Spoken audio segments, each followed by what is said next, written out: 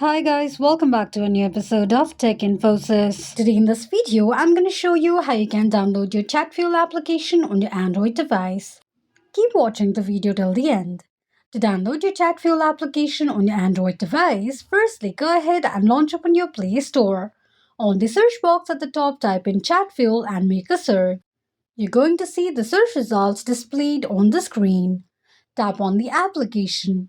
On the next page, to download the application, click on Install button just below the application to begin the downloading process.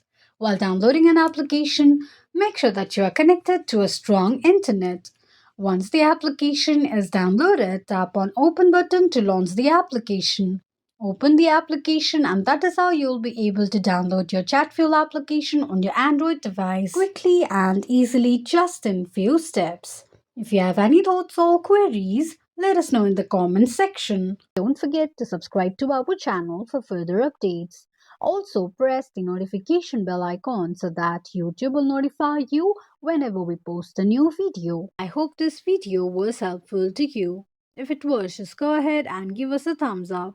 Feel free to comment down any suggestions or improvements to be made to our channel by commenting on the comment box.